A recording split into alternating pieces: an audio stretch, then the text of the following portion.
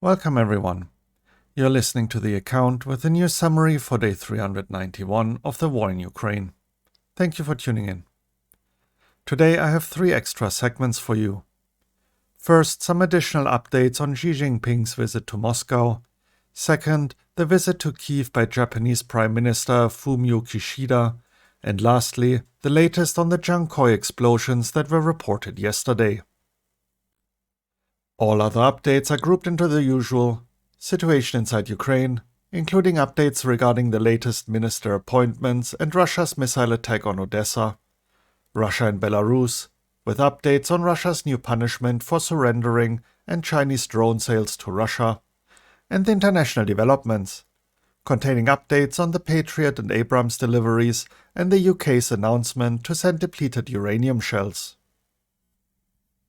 There was nothing significantly reported from the occupied territories today, so I will be skipping this segment. Before we start though, the flashpoints along the front.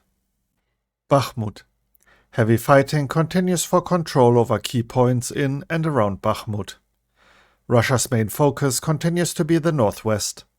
Heavy fighting is also reported in the southern part of Bakhmut itself. Around Ivanivske, Ukrainian forces currently have the upper hand. Avdiivka. Heavy fighting is reported from here as well. Russia continues to try and expand the pincers around Avdiivka. However, so far the only result is some advances west of Krasnohorivka and heavy casualties. As confirmed by Russian sources, Stepove is still under Ukrainian control, meaning Russia tried to bypass it when the General Staff of Ukraine reported repelled attacks on Berdichi in the past days. Images shared today show Russian trenches near Vodiane littered with corpses. And to start the news segment, a look at the updates on Xi Jinping's visit to Moscow. Jinhao has posted a unique report on the outcome of the meeting between Xi Jinping and Putin. In particular, it noted that an in-depth exchange of views on the Ukrainian issue took place. Jinhao wrote that Xi Jinping stressed that on the Ukraine issue, voices for peace and rationality are building. During the joint press conference with the leader of the People's Republic of China, Xi Jinping, Russian leader Vladimir Putin said that China's plan on finishing the war in Ukraine can be taken as a basis when the West and Ukraine will be ready for this. Russian President Vladimir Putin has also announced Russia's readiness to switch to the yuan in foreign trade settlements with countries in Asia, Latin America, and Africa. He also announced that the trade between Russia and China reached the record amount of $200 billion in 2022, and that both countries will cooperate on the development of the Northern Sea route. Overall, Russian President Vladimir Putin and Chinese President Xi Jinping signed 15 documents during their meeting. According to the head of the Munich Security Conference, Christoph Heusgen, the visit by Xi Jinping was a limited success for Vladimir Putin, as China allegedly wants to see a weakened Putin as partner, and Russia is now a discount gas station for China, which of course Xi appreciates. Taiwan's Foreign Minister Joseph Wu criticized China's efforts to portray itself as a peacemaker in the Russo-Ukrainian war, while it threatens war against the island. Jens Stoltenberg, Secretary General of NATO, stated that there are signs that Russia has requested lethal aid from China to bolster the full-scale war in Ukraine. Next up, the latest regarding the visit by Japanese Prime Minister Fumio Kishida to Kyiv. Fumio Kishida, Prime Minister of Japan and the G7 chair in 2023, has arrived in Kyiv on an unannounced visit. During his trip to Ukraine, Fumio Kishida visited the city of Bucha in Kyiv Oblast, which became one of the main symbols of the atrocities committed by the Russian occupiers. He also met with Ukrainian President Volodymyr Zelensky and signed a joint statement on the special global partnership between Japan and Ukraine. Moving on to the latest on the Dzhankoi explosions. As mentioned in yesterday's report, explosions took place in Russian-occupied Dzhankoi. Ukrainian military intelligence stated that Russian caliber NK cruise missiles were destroyed. Russian authorities in occupied Crimea declared a state of emergency. Damage to buildings and the energy grid were reported by local residents. However, Oleg Kryuchkov, an advisor to the Russian proxy head of Crimea, claims nothing was damaged and trains are running on schedule. However, footage shared on social media shows a large explosion that does not match the story by Kryuchkov. Natalia Humenyuk, head of the Joint Press Center for Operational Command South, suggested that the explosions are a sign that the time has come for Russia to withdraw from Crimea. Meanwhile, Colonel Serhiy Baranov, acting head of the main Department of Combat Strike Systems of the General Staff of the Armed Forces of Ukraine, stated that the explosions and resulting damage will complicate Russia's logistics in Melitopol and Kherson. A look at all the minor updates out of Ukraine. The Verkhovna Rada has appointed Oksen Lisovi as Minister for Education and Science and Alexander Kamishin as Minister for Strategic Industries. As expected, Mikhailo Fedorov was reappointed as Deputy Prime Minister and appointed as Minister for Innovation, Development of Education, Science and Technology. President Volodymyr Zelensky has signed Law No. 8381 on introducing transparency in defense procurement. He also held a regular meeting of the staff of the Supreme Commander-in-Chief, discussing weapons supply dates, information protection, and the front lines. Zelensky further attended a ceremony to honor the memory of Ukrainian defenders who died while defending and liberating the village of Moshchun in the Kyiv region from Russian invaders. Explosions were reported in Odesa. According to available information, Russia launched a missile attack on Odesa, firing 4 Kh-59 missiles from the direction of the Black Sea. As a result of the strike, a residential building was damaged and civilians injured. Moving on to the news updates from Russia and Belarus. Russia currently has 12 warships on combat duty in the Black Sea. 2 are missile carriers with a total salvo of 16 missiles. The Supreme Court of Russia has prepared a resolution explaining how the country's courts will start considering criminal cases under a new article of the Criminal Code on criminal liability for willful surrender. The punishment for surrendering is up to 10 years in prison.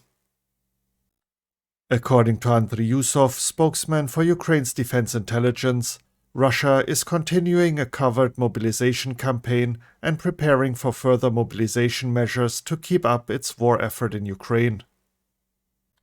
China has sold more than $12 million worth of drones and components to Russia since the beginning of the war. The Kremlin proved to be unprepared for the warrant issued by the International Criminal Court for the arrest of the President of the Russian Federation, Vladimir Putin. First and foremost, their worries concern the restrictions of his movement around the world.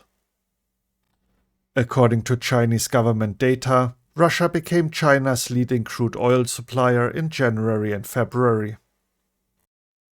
And to wrap up the news segment, the international developments.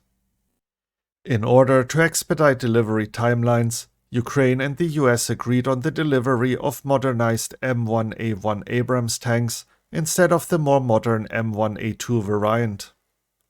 Also, Patriot missile defense systems are set to be deployed to Ukraine faster than planned originally. The UK plans to hand over armor-piercing rounds with depleted uranium, with the Challenger 2 tanks promised to Ukraine. Vladimir Putin said that Russia would be forced to react if Ukraine used depleted uranium rounds that the UK promised to provide. Ukraine has received another €1.5 billion tranche from the European Union's €8 billion aid package, EU Commission President Ursula von der Leyen announced. And now for the intelligence report segment, starting with the UK Ministry of Defence. In the coming weeks, thousands of Russian convicts who have fought for Wagner Group are likely to be pardoned and released. Wagner prisoner recruitment peaked in autumn 2022, with inmates being offered commutation of their sentences after 6 months of service. Although approximately half of the prisoners recruited have likely been killed or wounded, evidence from Russia suggests the group is following through on its promise to free survivors. The certificates issued to freed Wagner veterans claim to have been endorsed by the decree of President Putin. With Wagner now likely banned from recruiting more prisoners, this exodus will worsen its personnel problems. In addition, the sudden influx of often violent offenders with recent and often traumatic combat experience will likely present a significant challenge for Russia's wartime society. A look at the latest assessment by the Institute for the Study of War. The institute has suggested that Chinese leader Xi Jinping has offered Russian President Vladimir Putin a more reserved vision for Russian-Chinese relations.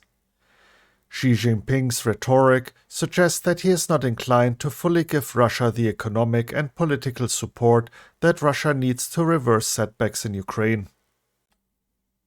The researchers believe Xi Jinping's refusal to explicitly align China with Russia in Putin's envisioned geopolitical conflict with the West is a notable departure from China's declared no-limits partnership with Russia preceding the start of the Russian invasion of Ukraine. The Chinese leader simply advocated for a multipolar world order, but not directly against the West.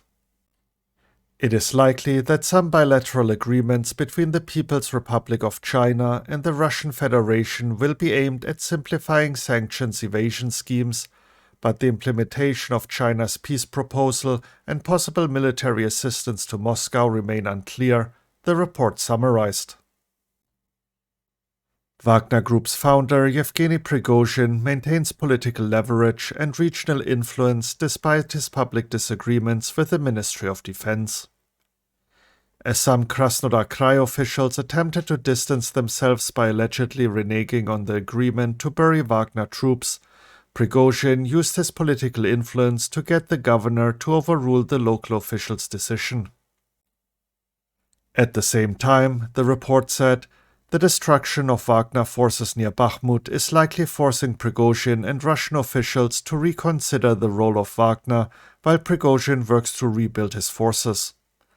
The lack of a defined stance from Russian authorities provides Wagner's leader with an opportunity to increase the media relevance of the group. As the power struggle between the Kremlin and Wagner continues, the Russian forces are advancing in and around Bakhmut. The advances also come amid the increased tempo of operations near Avdiivka in an effort to set conditions for the encirclement. Other minor topics assessed were: Putin is likely increasing his attempts to rhetorically rally the rest of the world against the West, although it remains unlikely that he will achieve decisive effects through this effort. The Russian information space continues to respond to the International Criminal Court ICC's issuance of arrest warrants for Russian President Vladimir Putin and Russian Commissioner on Children's Rights Maria Lvova-Belova with ire and anxiety. Ukrainian Main Intelligence Directorate (GUR) spokesperson Andriy Yusov stated on March 20th that the frequency of large Russian missile attacks has decreased. Russia requested that the UN Security Council discuss Israeli airstrikes in Syria, possibly in retaliation for Israel's approval of export licenses for anti-drone jamming systems for Ukraine. And to wrap up the report, the evening update by the General Staff of Ukraine. The Russian Federation continues its armed aggression against Ukraine, focusing its main efforts on attempts to fully occupy the Donetsk and Luhansk oblasts within the administrative borders. The enemy continues to conduct offensive operations in the Liman, Bakhmut, Avdiivka, Marinka, and Shakhtarsk directions. The fiercest battles continue for Bakhmut and in the Avdiivka direction. In the Kupiansk and Liman directions, the enemy continues to try to break our defenses. He led unsuccessful offensive actions in the areas of Maziotivka, Novoselivske, Bilohorivka, and Verkhnokamianske settlements. In the Bakhmut direction, the enemy continues offensive operations, but loses offensive potential. The enemy does not stop trying to capture the city, losing a significant amount of manpower, weapons, and military equipment. Our defenders are repelling numerous attacks by the occupiers around the clock in the areas of Orikhovo-Vasilivka, Khryhorivka, and in the northern part of Bakhmut. In the Avdiivka, Marinka, and Shakhtarsk directions, the enemy carried out offensive actions in the areas of Novobakhmutivka, Krasnohorivka, Avdiivka, Siverne, Pervomaiske, Marinka, and Popieda settlements without success. In the Zaporizhia and Kherson directions, the enemy is conducting defensive operations. The Russian Federation does not give up the war of aggression despite the numerous victims. Constantly takes measures to replenish manpower losses. Thus, in one of the military units stationed in the Krasnodar territory, active work is being done with conscripts to sign contracts. Servicemen who agree to sign contracts are expected to go on a business trip to Ukraine in August 2023. And that wraps up the report. Should you be interested in details, you can find links to every article I mentioned in the description as usual. If you enjoyed the report and found it informative, please consider sharing it with others and giving me a like. I hope you will join me again tomorrow. Thank you for tuning in and have a great day. You were listening to The Account. Slava Ukraini.